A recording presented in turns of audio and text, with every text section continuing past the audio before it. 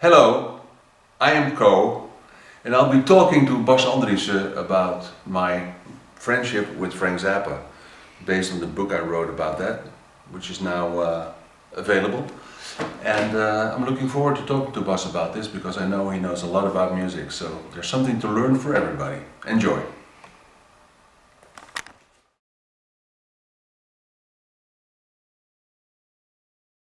Code Kloet. We're going to talk. We're going to talk about your book Frank and Co.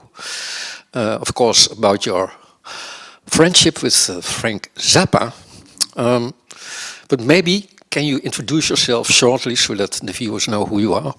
Of course, I am Ko, and first of all, I want to say that it's funny to talk to my good friend Bas Andriessen in English for the first time in the 30 plus years that we've known each other.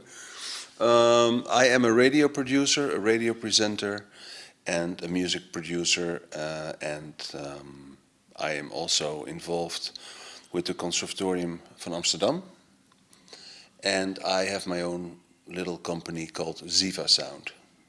What kind of company is that? Media. Yeah, and it's all kind of different things that I do for commercials or presentations or a book. And what do you do on the conservatory in Amsterdam? I am the coordinator of a small group of very devoted and talented teachers who have a curriculum called Music, Business and Career, where for the jazz department, and well, like the word says, we deal with all the practicalities outside being a good player. So how do you deal with media? How do you deal with taxes? How do you deal with business? How do you deal with presenting yourself, your identity, and stuff like that? And you teach over there? Well, I do some lessons, and we have mentor students, and I'm basically the coordinator. So my colleagues all have like 15 students per year. I only have two, but it's really like a team effort. So officially I'm the coordinator, but it's just something we do together. And Co, of course, you're also a musician. Yeah, I play the recorder. I'm originally a Baroque musician, and I also play saxophone, and I've studied electronic music, and I've always been involved in music.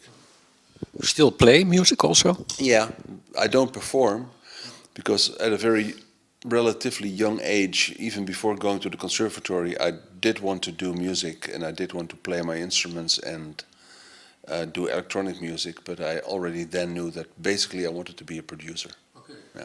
But is it possible for people to check your music out?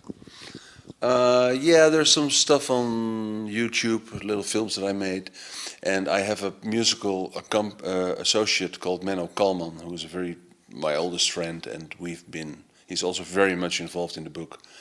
And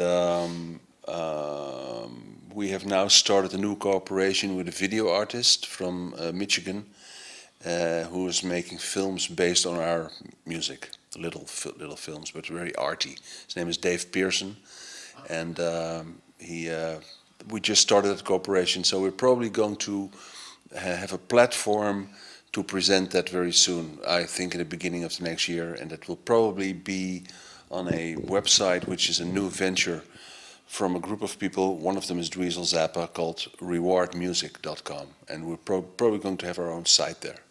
Yeah. Next year? Early next year, yeah. Okay. Right, Frank Zappa. When did you hear for the first time from Frank Zappa? That's also described in the book. It was in the first year of high school that a girl told me, "Do you know Frank Zappa and the Mothers of Invention?" I said, "No, but yeah, they made a beautiful album and it's called Freak Out, and you should check that out." And I said, "Wait a minute, Freak Out, my father has that album." My father is a radio producer also, and he had the first pop music program on Dutch radio, of which I'm very proud, of course.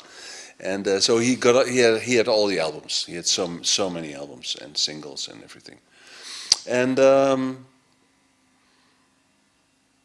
so I went home and I said, "Yeah, Freak Out. I remember that cover." And so I put it on the turntable, and then my life changed.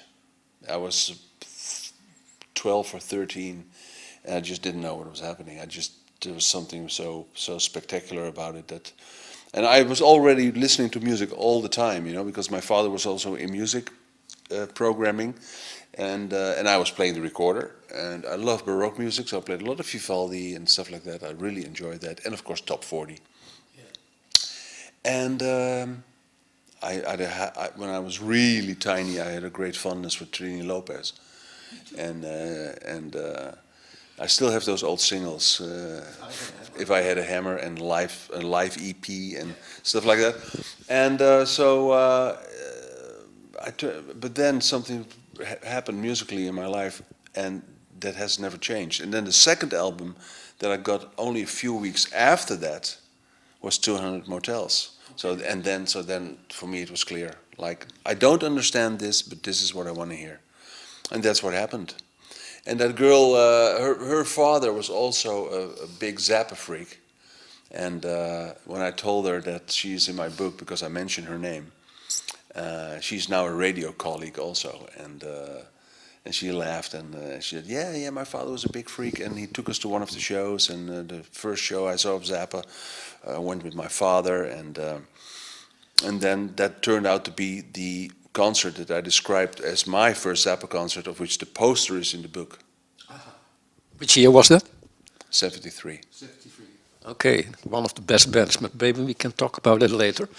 Well, that's quite remarkable that the first thing you hear from Frank Zappa, from Freak Out, changed your life, because so many people say, well, first when I heard Frank Zappa, what is this? I don't understand it. But you understood it immediately? No, I didn't understand it, but I liked it. Yeah. You know. What did you like then?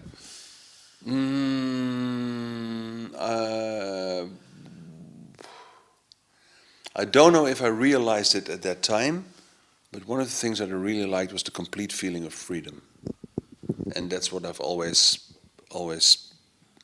My passion for Frank Zappa's music and the person is the absolute. The absolute sense of freedom and being in the moment. Something that now I'm getting older, I'm trying to study that also, those lessons that I vaguely understood in those days. And of course, being a musician, I just could hear right away how good it was. I mean, it was really, really good music, and so unique and so uncomparable, you know.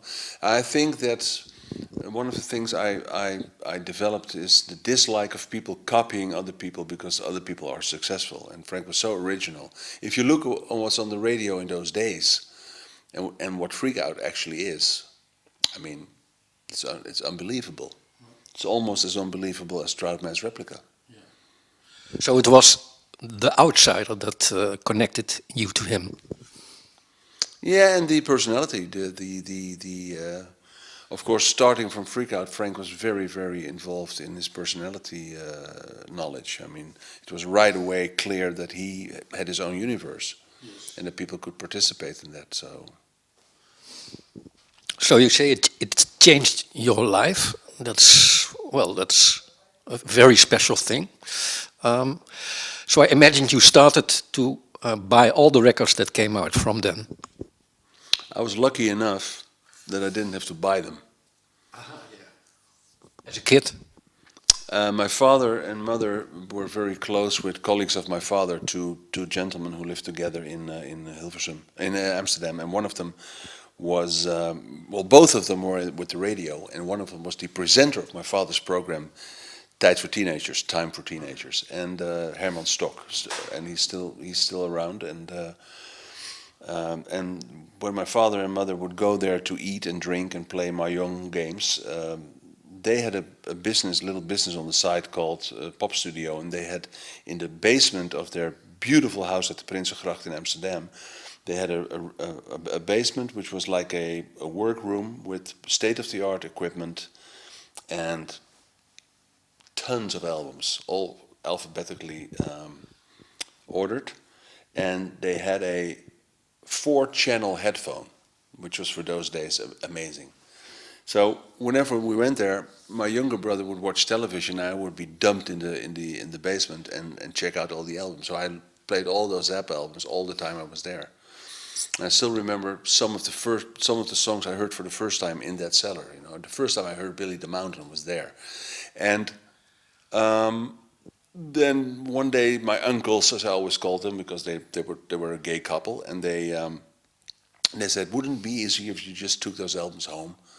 So so so instantly I had a complete Zappa collection up to that date, and then later on I was involved with people from the record company, so I would just get the albums. I have bought a lot of Zappa albums, but some of them were bootlegs or very special editions that I just wanted to have for fun. I've never been a real collector in that sense, that I wanted to have everything.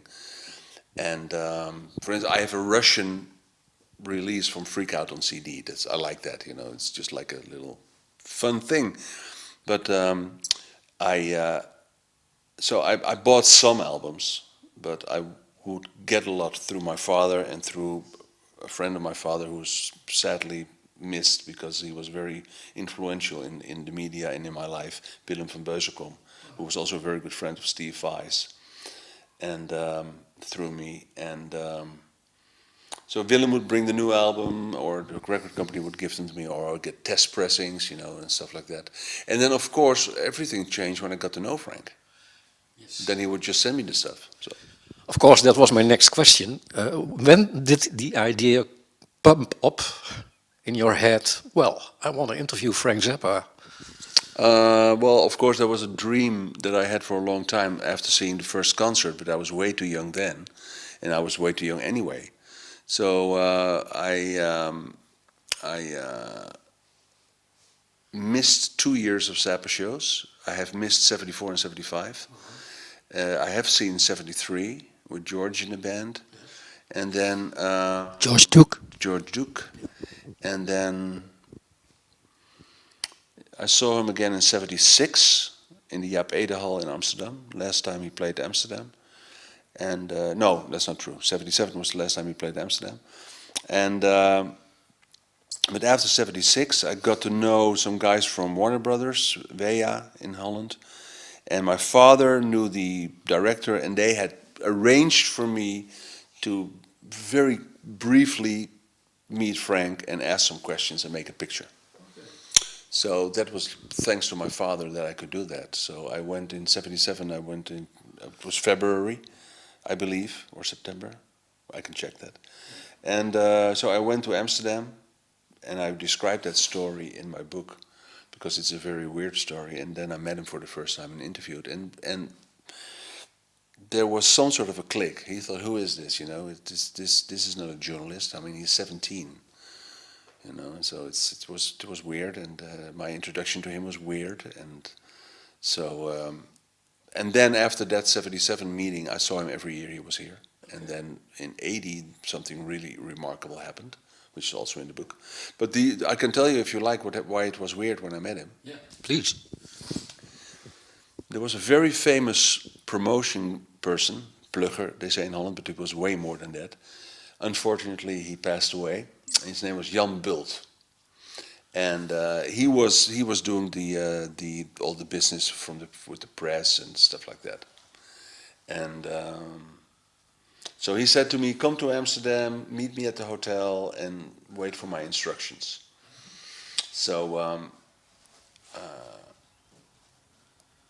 this was the Pulitzer Hotel in Amsterdam. And this was the band with Terry Bozzio, Eddie Jobson, Patrick O'Hearn, Andre Lewis, that band. And so I was there in the lobby, and there was a bar, dim light, and I was of course very young, so I said, "Well, I'm in Hollywood type vibe, you know." So I was of course nervous because I was going to meet Frank Zappa. So I sit in the lobby of the hotel, and in walk Terry Bozzio and Patrick O'Hearn, who I recognized, and from the pictures, and then this guy walks up with real curly hair and a mustache, and I thought, "Hey, it's Zappa," and it was not him. It was not Frank. It was one of the people from the crew. Then another guy walks in with a mustache and curls. I said, "No, that can't be him because he looks too Mexican." That was Coy Featherstone, the monitor mixer with Tex Abel. two persons who are in Zappa land very well known.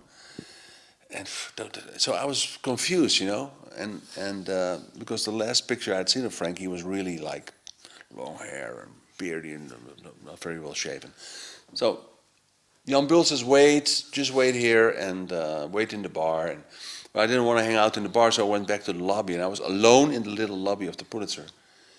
And in walks this guy with his hair real, like he had really short hair, but it was in a ponytail, but very, you know, very waxed to the back, clean shaven, little mustache, little beard, and a very expensive jacket, and a business type attaché suitcase in his hand. And he looked like a manager, like a lawyer. And he went to the elevator alone, no bodyguard. And I was, of course, waiting for Frank and John Smothers, the bodyguard. Yeah. And he was just looking at me. And I said the stupidest thing I could say. I said, "Are you Frank Zappa?" And he says, "Yes." And he goes in the elevator and he's gone. And then 10 minutes later, Jan Bult brings me upstairs, and Frank had done some interviews or whatever. No, I think it must have been longer than that, because he had done interviews and a photo session. And so I walk in, and Jan says, "Just stay here." And then you have to understand that the vibe was a bit tense, because Frank was then in the fight with Warner Brothers. So everybody connected to Warner Brothers was like the enemy. And so he was not being very nice to Jan, and it was. And then when all the real journalists went away, he says to Frank, "Well, I would like to introduce you to a friend of mine. His name is Ko. His father's name is also Ko, and he's a radio producer, and I know him very well. And Ko is a big fan of yours, and he would like to ask you some questions. And I've made sure there's time for that." And Frank looks at me and says, "So you're a big fan?" Something like that. He says, "And you still had to ask if it was me when you saw me?" And I said, like, "Yeah, well," and he says, "You were just being careful, huh?" So, with that real Zappa type voice, I said, "Yeah, I was careful." I said, "Okay," and I did a little interview with him, and that was the start of it. That was the start of our being one-on-one, which ended 3 months before he passed away in 1993. I hope to talk a little about that too, but do you still remember what you asked him in that first interview? Of course, because I have it on tape. It's all in the book. Yeah. Okay. So what was it about? Because maybe it's good to tell also the people that see this that I'm interviewing you, but I haven't read the book already. So what were the topics? Well, that first interview, of course, was very clumsy, because I had no training. I did speak English pretty well, because I was interested in the subject on high school. I was still in high school. So I asked him about working with orchestras, and he told me about the recordings of Live in New York with the Brecker Brothers and people from Blood, Sweat and Tears. And I asked him about the toilet poster, and so it was not really a very structured interview. But one of the things that was interesting, that showed me another side of Frank, is that he got into a very not pleasant conversation with the Warner Brothers guy, because, you know, there's this very famous TV special that Frank recorded in a studio in Los Angeles called this KCET TV special, later to be known as A Token of My Extreme. And it had been shown on German television. And then Frank was asked by Jan Bult if he could cut it down to make it suitable for Dutch TV. And then Frank, you could see that Frank was totally not amused by that request. You know, he said no, and that's all being described in the book. That he was really no. Like, how dare you to ask me that, to cut up my piece of work, my piece of art, you know. So that could have indeed something to do with his trouble with Warner Bros. At that time. Yeah. You said we connected more or less immediately. What was it that the two of you connected immediately? I couldn't tell. It was just that one of the things, of course, that Frank has an image of being real tough and the boss and nasty. But I've never experienced anything like that. I've always seen him as a very intelligent, extremely kind, interested, real person. Yeah. But okay, you have interviewed him. There are more people that have interviewed him, but they don't become personal friends. Well, I didn't become personal friends instantly, but I mean, next year I went to the show again, and then the next year there was a press conference, and then something really nice happened. Of course, I'm telling you stuff that you can read in the book, but I'll tell it shortly. There was a press conference on the top floor of the Okura Hotel in Amsterdam, and there were a lot of important music journalists from Holland and photographers, and the vibe was really weird. First of all, I think they had 7 kinds of whiskey, 7 kinds of brandy, 7 kinds of wine, olives, blah blah blah blah. And Frank walks in, and they were all like, "Hey, Frank," like they were all old buddies and stuff like that. And he was doing press because he had changed record company and he was promoting Shake Your Booty. And he sits down and they ask him what he would like to drink, Frank, and they show this big buffet of alcohol, and he says, "I want some coffee." And there was no coffee, so they had to rush downstairs to get him coffee. In my book, I said, "So much for doing your research," because Frank only drank coffee, and there were some nice parts of the press conference, but I was sitting next to him, and this time not with a little stupid cassette recorder like the first time, but with a real Nagra.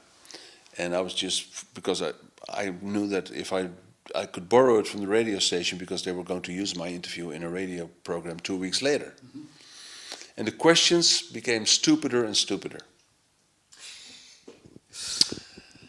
And all of a sudden he looks at me and he says, "Why don't you ask any questions? Like, you know, you probably know what you're talking about, so why don't you ask any questions to me?" He says to me. And I said, "Well, I can tell you." But and I felt a bit weird because I was the only amateur there, you know. And I says, "The reason why I don't ask you any questions, or not very many questions, that is, because I needed to have something, is that I feel a bit bad about the fact that I really don't like this press conference, and these are all people from newspapers.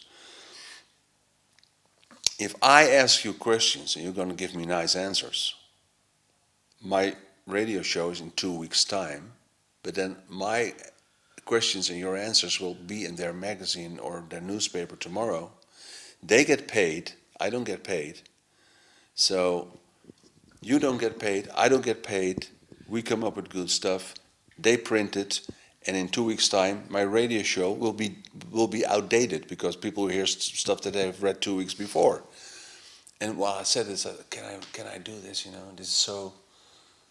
Well, they're not really my colleagues because I'm not a music journalist. So what the fuck? I mean, so I just blurted it out, and he was just looking at me like, "Who do you think you are?" You know? And he says to me, "I have an idea. Why don't you come to my hotel tonight and we'll do the interview?" So I was invited to the Amstel Hotel, where he had a very nice room, and I still remember that he said, I said, I just couldn't believe it. And I said, "Are you sure you have time for that?" He says, "Well, the whole band is going to the Carré Theater to see the Jacksons, but I'm not going." And I said, "Why are you not going?" He says, "Because I'm here to make music, not to listen to it." And so a friend of mine and I, a couple of hours later, knocked on the door at the Amstel Hotel, and I did an interview with him, one-on-one, and made pictures and stuff like that. So that was a lucky break. This was '79. Yes. And then the next step was that in 1980, FARA Radio got permission to record a show in the Ahoy. And for some reason, Frank's manager had contact with FARA Radio, and of course I knew all these people. Herb Cohen? No. Herb was Of course. Glotzer. And people from Glotzer, and they said, Frank, he didn't say demands, but he says Frank would be very delighted, or something, words like that, if the mixes of the show were supervised by his friend KLOET. So I got a call from Fire Radio, and I knew all these people through my father, of course, and through Willem. And he says, Frank wants you to mix the show because he knows that you want to be a producer and that you also already do recording and mixing and stuff like that. And he says, you know the music so well that he wants you to do the radio mix. So I was invited to do that. And there's a whole story about that concert, which has to do with unions and stuff. So we had to do the mix in a studio in the east of Holland in the town of Weijen. And so I was there 2 or 3 days mixing the show. And of course the engineer actually lives in this same little village as I live in. Still see him. The engineer was happy with my being there because we had very limited time for a short show, and he knew that I knew all the songs. So I could say, now this will happen, now that will happen, now that will happen. So without having a score, I could cue him. So I did make myself useful. And then Frank later said that he enjoyed the mix, and he says, good job for the time you had. And so then I describe it in the book as it goes per year, the book, and it's called Working for Zappa, because, you know, I was 21, so you can imagine that I bored all my friends. I drove them crazy because I would say all the time, should you have the plan to invite me to a party in 2 weeks, of course I cannot make it because I'll be mixing for Frank Zappa. You know, so it was like a dream come true. Yeah. And obviously it was broadcast on the radio, and it has been bootlegged many times, and it's still bootlegged. Yes. It was the concert that changed my life in 1980. Okay.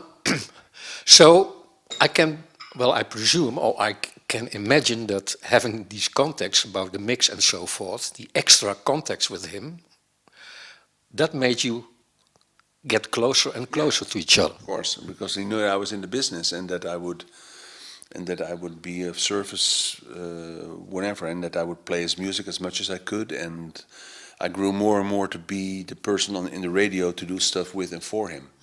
And then in '82 I met his secretary, and so then the contact became easier and easier.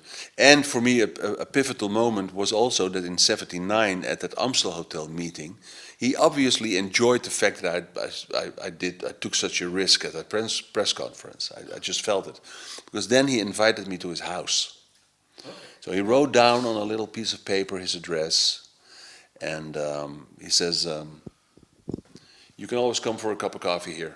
Okay. So that's the way he said it. And so when did you go for the first time to his house in Los Angeles? when? When? Yes. Mid-'80s. Mid-'80s. 85, 86. Yeah. Was there a special occasion to go there, or? The first time, no, just visiting. Yeah.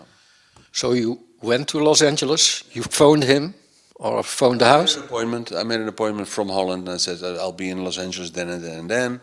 And I have to explain to you why I was there, because with Menno Kalman, who is, like I said, my musical but also business associate and best friend, I was involved in a little company that had nothing to do with music, but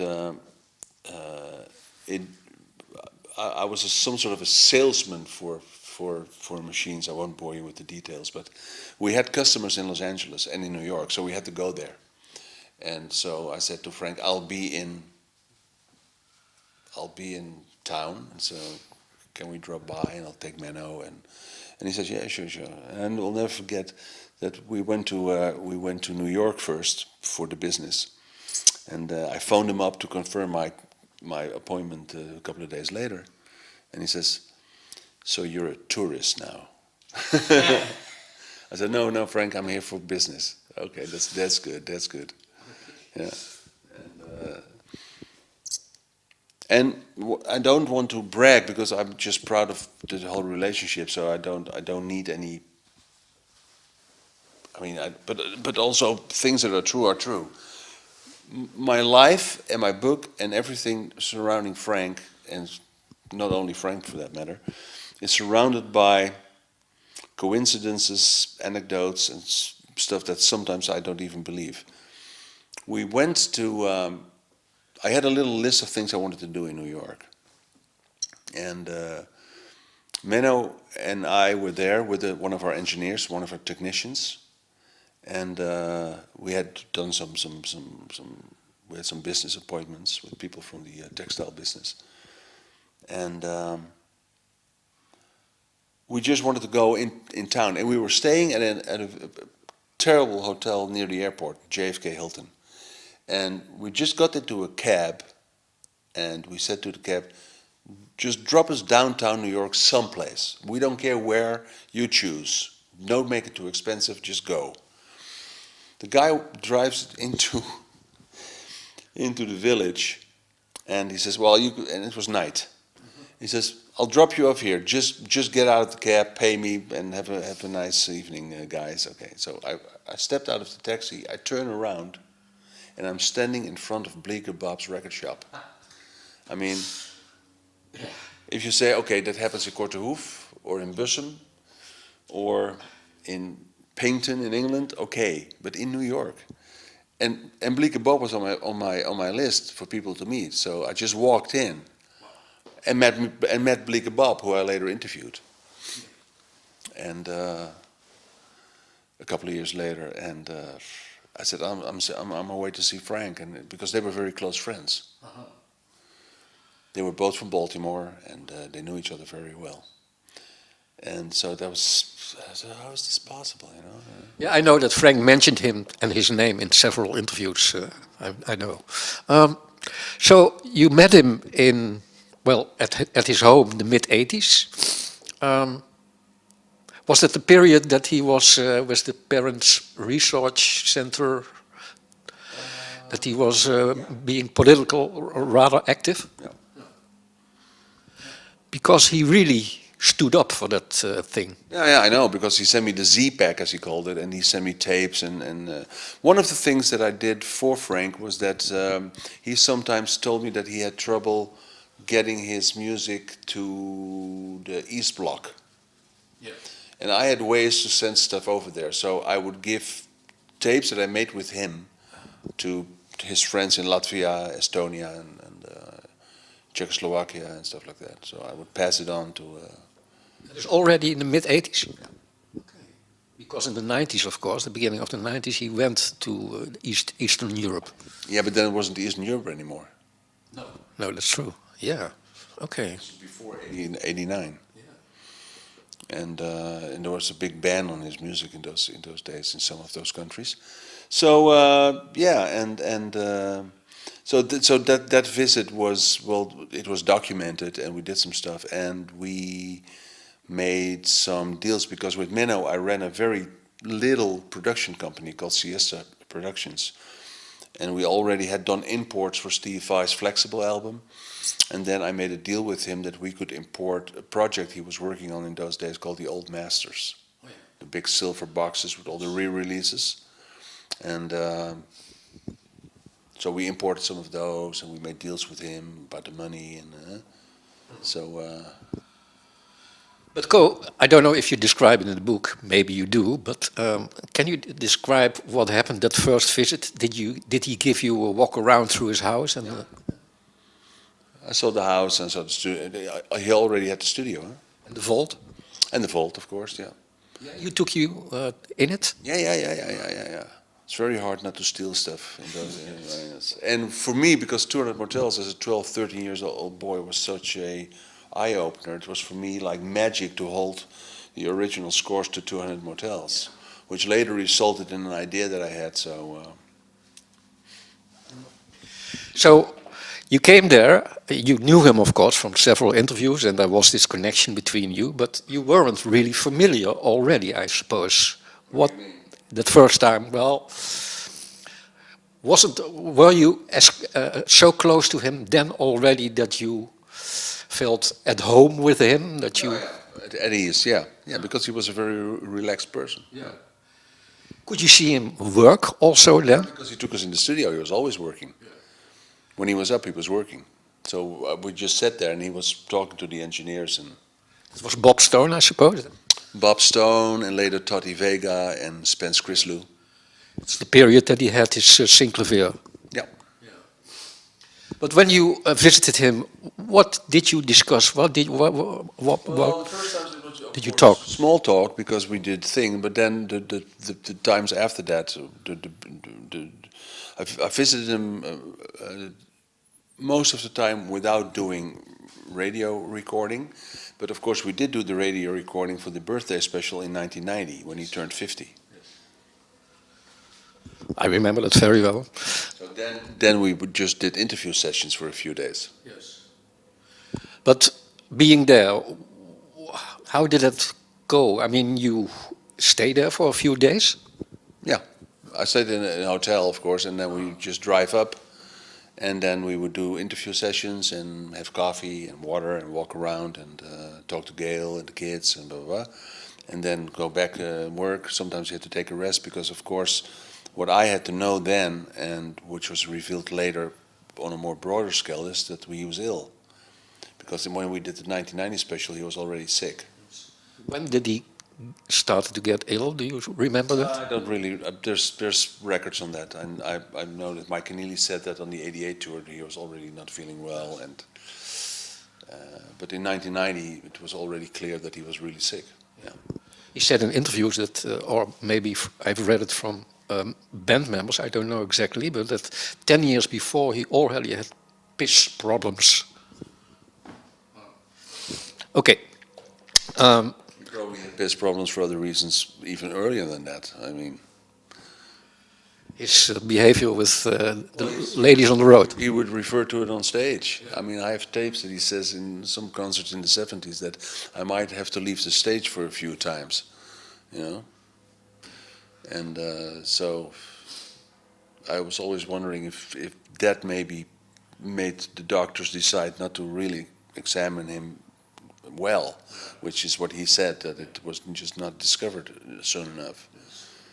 And that's of course the big tragedy, that had they had discovered it early enough, maybe it could have been treated. But when he was diagnosed with prostate cancer, they already told him that they couldn't do anything about it. So that's so tragic.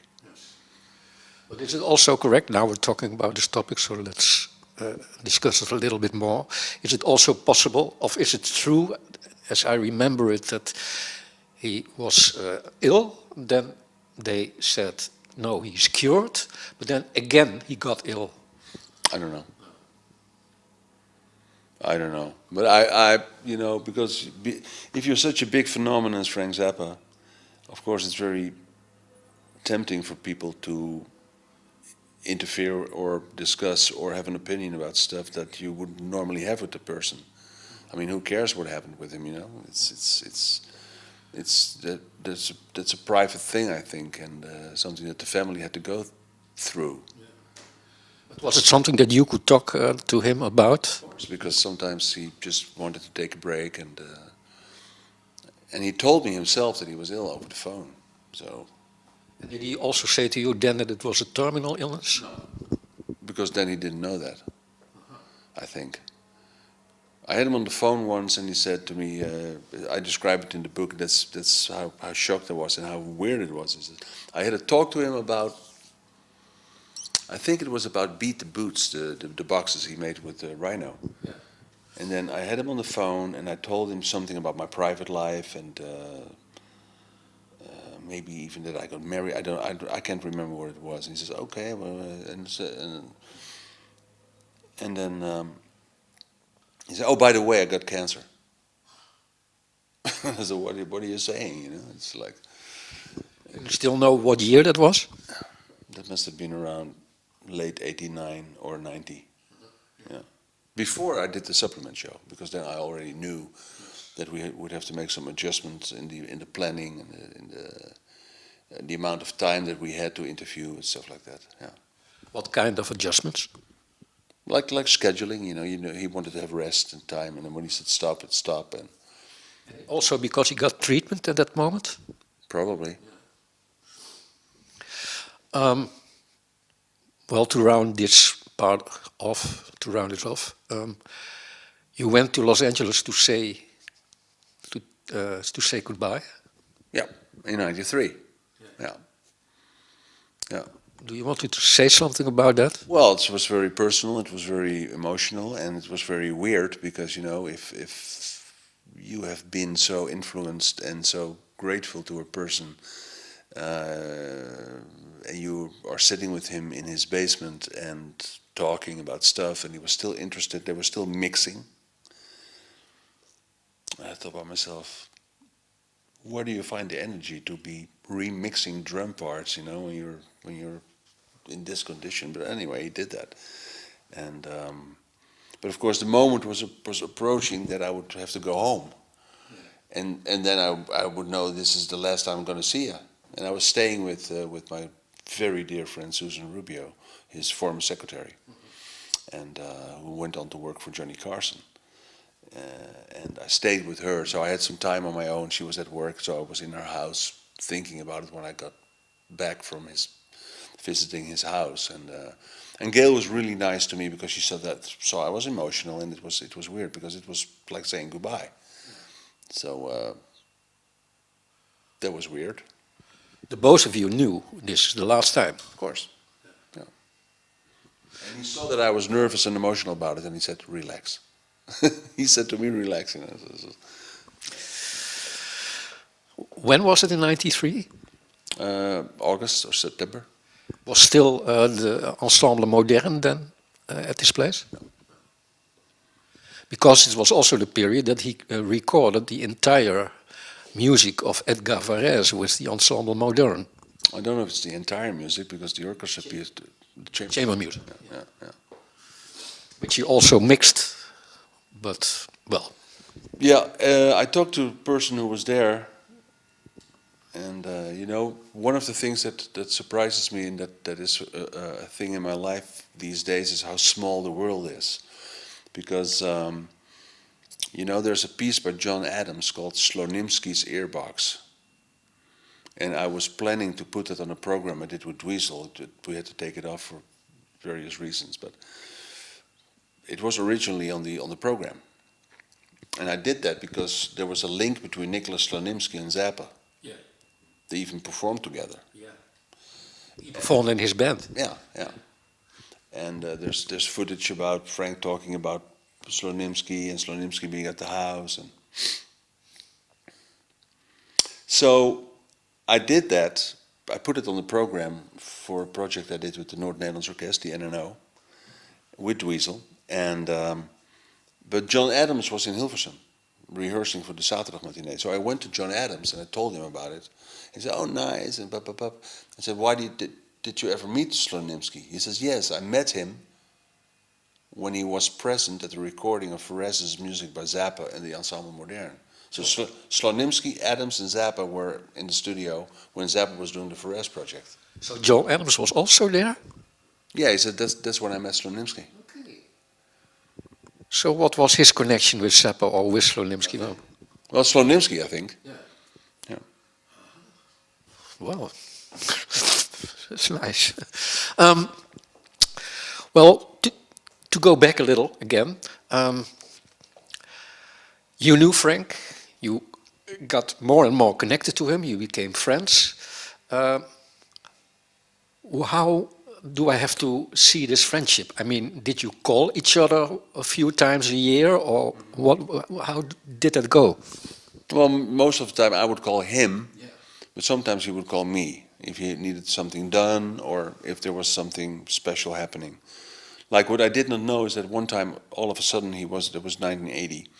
He was in Amsterdam, and he had arranged for his film Baby Snakes to be presented to the press in the theater, the Movies in Amsterdam, nice film theater. And then he called me up to invite me to that screening, you know. And I would always call him on his birthday, and we would have contact if there was something. If he would come to Europe or if there was something to do for the radio, I would call him up because I had his number, so that was easy. And I would always call him when it was daytime here because he would work at night. So I knew that if I would call at certain times, he would pick up the phone. Yes. Because were his working hours, for instance, when you were there? But I understood always that he would start working late in the afternoon until the next morning. So when you saw him being there, it was in between moments. When I was there and I was in the studio, because I spent quite some time with Menno and him in the studio, it would be at night. Wow. Go back to the hotel around midnight. Did you also see him rehearse with one of his bands? Yes, because of course in 1980 when I did the recording for Vader Radio, and in '82 with the band with Steve, and in '84 in Brussels, and in '88 in Ghent. But not then that period in Joe's garage.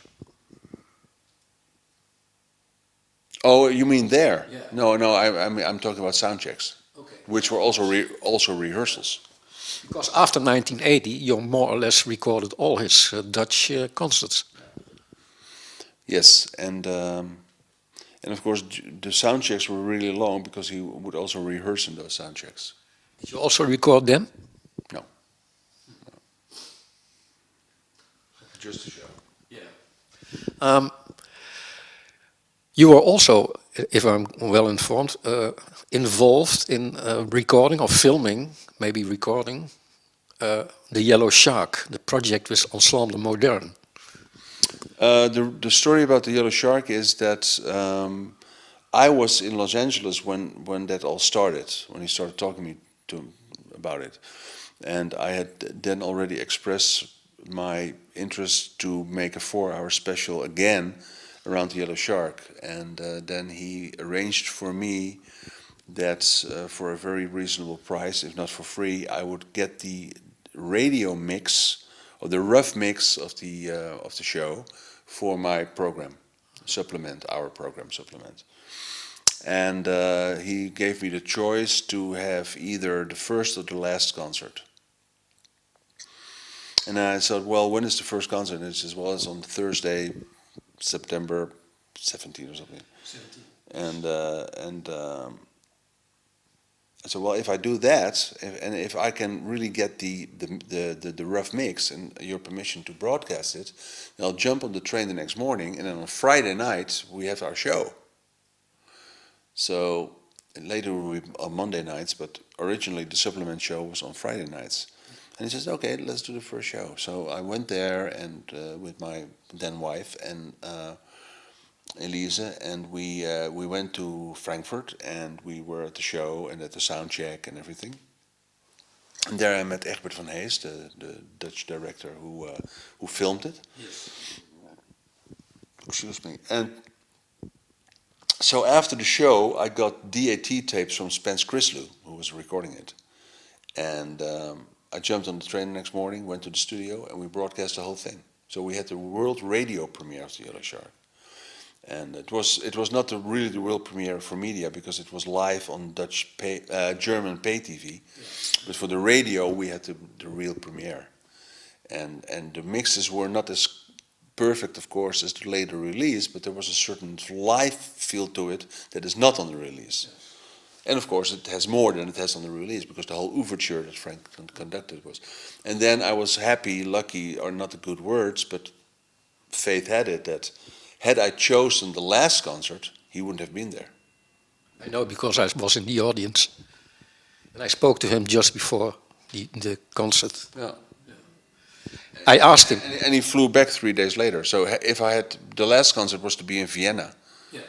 So if I had said, okay, let's do the last concert, it would have been without Frank. Okay. That's what I mean. I had heard that he flew the same night back to Los Angeles. Is that not true? No, because on the third night he was there. Yeah, no, but after that night he was very ill. Yeah. So he was there he was only there for Frankfurt. Yeah. And he should also be. Berlin and Vienna. Yeah. But I asked him, because very short contact, are you going to do the conducting tonight? Because I knew that he would do that in the program. And at that moment, and it was 6 o'clock or so, he said, I don't know because I don't feel well. So it was still... Oh, yeah. Okay. I presume, of course, through Frank and through your good contact with him, being a friend with him, you also got to know quite a lot of musicians that played with him. How got that process, how that got on? How did that develop? I mean, who was the first? Well, the thing is the thing is that I was lucky enough to go into media and into music. So I was working for the radio. Yeah. So I had a lot of facilities at my disposal, like the Metropole Orchestra. Yeah. And if I had good ideas, then my company, NOS, MPS, now NTR, would facilitate me to do certain projects. Not only with Zappa-related people, I also did stuff with Todd Rundgren and Brian Eno, and a lot of local artists and a lot of young artists that nobody has heard of, which I find the most interesting to do. But when I had the plan to do stuff with, I could record. If the grandmothers came, I could record. If I could do a project with George Duke, with Steve Vai, the Holland Festival 2000 thing with Bruce Fowler, was all facilitated by my company. So if I would call up a musician like Jerry Bozio and say, I have an idea, I knew that I could do it because I had the financial and artistic power of my company.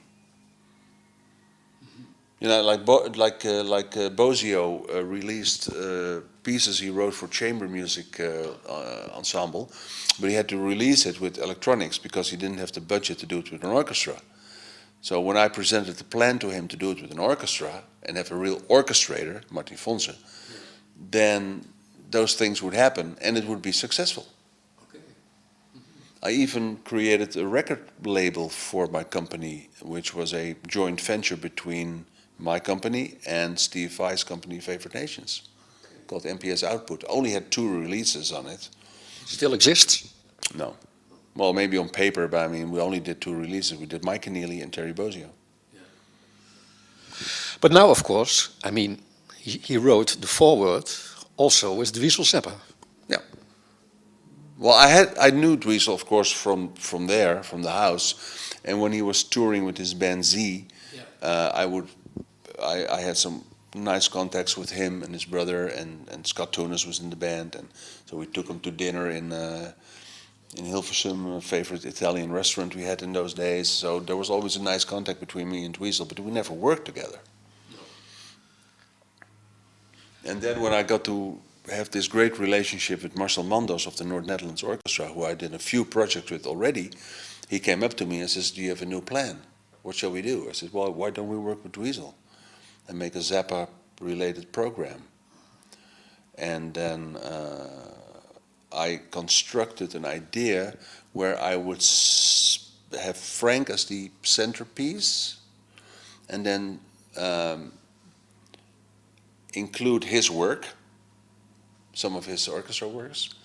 Then I would program, I wanted to program one piece by Steve Vai as somebody who was discovered by Frank, if you can call it that, who has his own language, and then commission Dweezil to write some music for the orchestra so that you would have the next generation Zappa. So it was all built around Frank, but with Dweezil as an original composer of his own music. Yes. He did some stuff, he did play 1 or 2 songs from his father's, but the rest was just his material. And one of the pieces was totally new, and he had composed it and had it orchestrated by his bass player, Kurt Morgan. And so that was a two great evenings, and fans from all over the world came, and yeah, that really established a new relationship with Dweezil, and that is still going on. We're talking about some new ideas already. Also with Zappa Plays Zappa? Which is not, it's not called that anymore. Oh, I know. How is it called now? It's now Dweezil Zappa.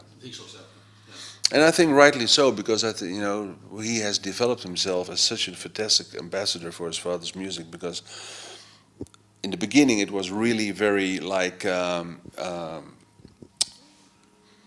let's say, a cover band plus. You know what I mean? It was like, okay, you hear the songs and we know the songs. But now what he's doing, he's lifting them to a higher level. He does stuff on stage with the music of his father, which I think is unbelievably talented and virtuoso. Like one of my favorite pieces by Frank Zappa is called Drowning Witch. If you hear his band play that, it's like a total re-experience of when Frank would perform it, and even better. And of course, he is doing something that the analogs do with the Beatles. He is performing Frank music that Frank never performed, which I really like. Yeah. Like if you take certain songs from Absolutely Free, he really reconstructs not only the notes, but also let's say the whole acoustic vibe to that old recording. He recreates that on stage. And that's something that Frank never did. No, that's true. The song Absolutely Free itself was never performed, I think, live by Frank. Is that, you think, that's my opinion, but of course I'm not that close, because Dweezil has, well, he can use the old masters, so he can hear what's on all the takes and all the... Yeah. And he has made a very profound study of the music of his father. And he is highly talented as a musician. I mean, he has amazing chops as a guitar player and original ideas. I also like him as a composer. And both Fai and Dweezil know that I don't necessarily like every single second they wrote, but I think they're both original composers. And that's the freedom vibe that we talked about in the beginning of this conversation in a language both foreign to us. That sense of freedom and living in the now is also in their music very present, without trying to copy Frank. Because if you play me 30 pieces now, blindfolded, and there's only one Vai piece in there, I'll pick it out for you. I don't want to brag, but I'll pick it out for you just like that. Because it has an originality to it that you cannot, first of all, you cannot copy it.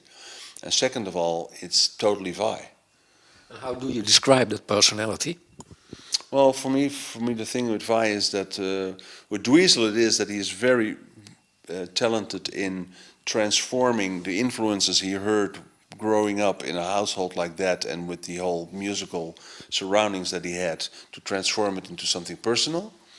And with Steve, I have the feeling that he has maybe without even knowing it, a deep and heavy root, as in a root from a tree in the European culture. So I think his melodic power is unbelievable. Also harmonic, it's very interesting what he's doing, but the way he writes melodies and the way he treats structures is totally unique. Is he also very influenced by European composers? Yes. Debussy, for instance. Ravel, Stravinsky. Well, you know, that's also one of the good things about Zappa, that he has educated so many people in listening to good music. I mean, how many people... I think that from a certain type of avant-garde composers, if you can call it like that, one of the reasons that Ferrese is popular by a lot of people who are not, in principle, interested in orchestral music is because Zappa always said, listen to Ferrese, listen to Webern, listen to Stravinsky, listen to Johnny Guitar Watson. Yeah. You know? Exactly. All right, Ko. We're coming to the end of our conversation. The book itself. When did you start writing it? About 3 years ago. Was there a reason for it that you suddenly started to write it? Well, it's not like I suddenly started to write, but one of the things, there are two reasons that are, no, let me put it differently. There was always some sort of lingering in my mind, because what happened is when I did the George Duke project with the Metropole Orchestra, I would be here in my house many times with George and Herb Cohen. And Herb Cohen would go through my collection and see the books I have on Frank, and he would read them, and he pointed some things out to me, and he said, you know what's so fascinating to me is that people write stories about people write stories about the way they think they know what happened. And it's 99% of the time it's wrong, it's different. That's not what happened. But people write it in a book, so other people read it and think that's what happened. And so that was on my mind always. The reason for me to write the book was, first of all, my conversations with Claude Verheijen, who I had an original plan with, which will probably be a different release in a different time. So that Herbie Cohen remark was on my mind, then Claude was on my mind, then I still have the intention of writing a book with Steve Vai, but Vai hasn't said yes yet, but I think I have a very good idea about that, so I wanted to write something. My father was also always saying, write stuff down, write it down, because you'll forget one day, just write everything down. And I said, But one of the real reasons for me to start working on it was when I did the project with Dweezil, and I told him a story, like like sharing memories or stuff or whatever. And I told him the story, and he just looked at me and said, "I didn't know that." I said, "What do you mean you didn't know that? I mean, you're the oldest son of Frank Zappa. You know? Your name is on Hot Rats. I mean, what do you mean you don't know?" He says, "What you tell me now, I didn't know. This is new information for me. You should write that down." And I said, "Well, if I have news for Dweezil, maybe I have news for other people too." And then I start to work, and then the Herb Cohen thing came back to mind, and I said, "Okay, the things I remember have to be things that I and everybody else can fact check, and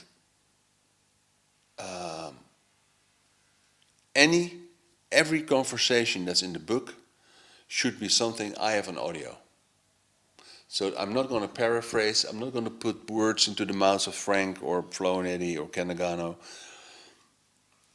It has to be stuff that they said. So I also said to the editor, you cannot change, well, you can make correction if I misspelled something, but you cannot make corrections in the build-up of the sentences in the interviews. Every laugh is in there. Because people who are going to read this know how Frank Zappa talks. So when they start to read this, they will hear his voice. So if it's stuff that he would never have said that way, that was the reason that he wrote his own book. He rewrote his own book. So all the conversations in the book exist and are real. Yes. So then I started to work through those parameters. I started to work on the book, and then it just grew out of proportion, and it was just became bigger and bigger and bigger. And then I decided to make it chronological, like a diary. Yeah.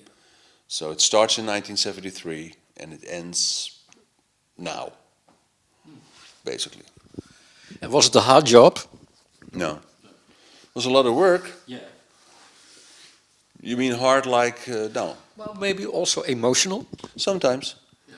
Because you go through your own history with something that is so dear to you, and that's also what I said to Dweezil, is that it's so weird to finish a book about something that's still a passion of yours. And but of course I make mention of my work with him and Steve in the book, so that for me it is not that the story has ended or anything, but it does document my relationship with Frank.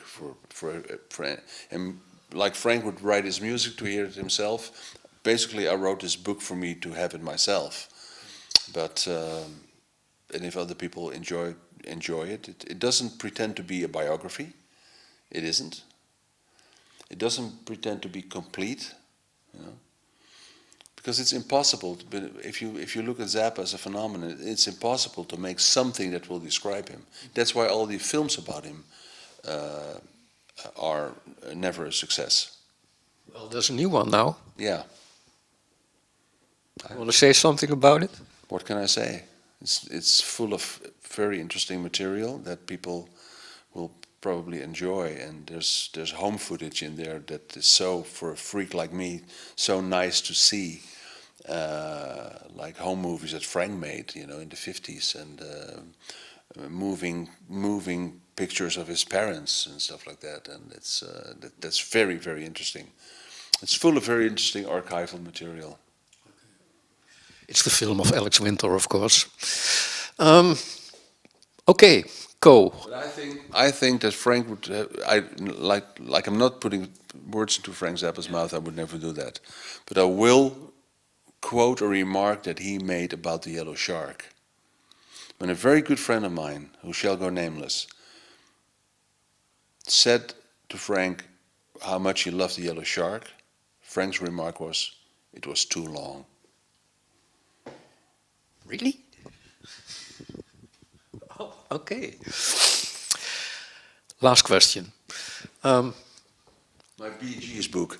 Yeah, when is that being... The reason I say this is that I wrote an email to the girl who put me onto Frank Zappa. And I said, "I'm so happy that you didn't say Bee Gees that day." Because then my life would have been very different. I suppose so. No, one really last question.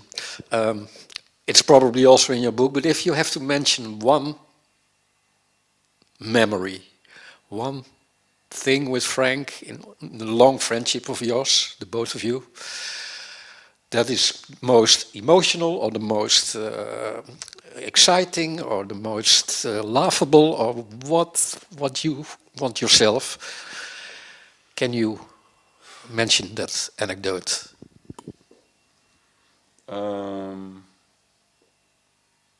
That has impressed you the most?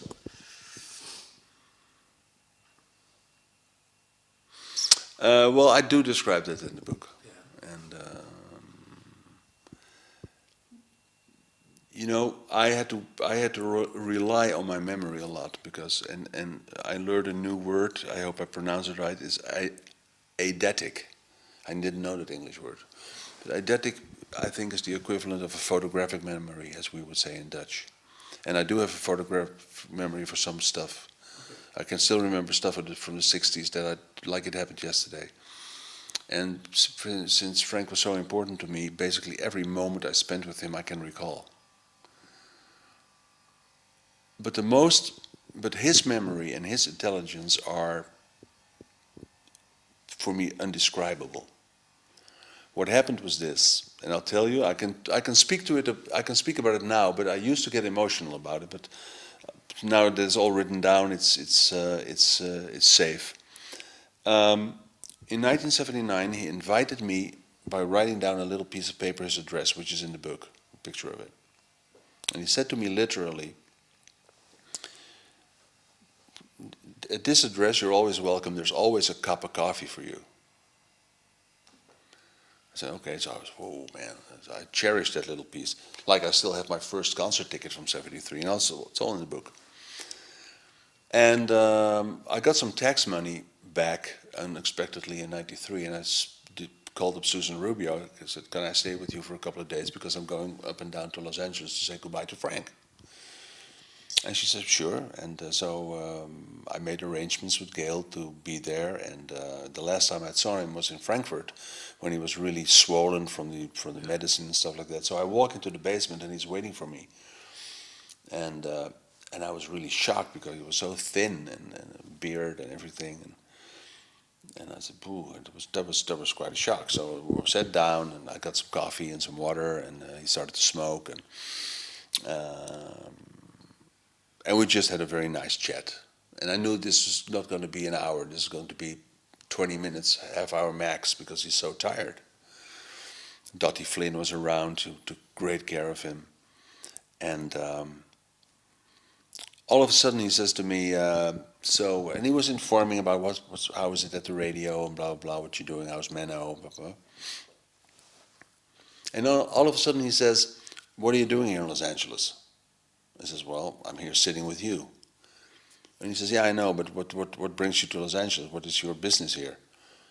I says, well, to sit here with you. And then he got irritated. He says, I know that you are here with me, but what is your work here? What are you doing? Are you going to interview people, or are you still with those textile machines? What is it?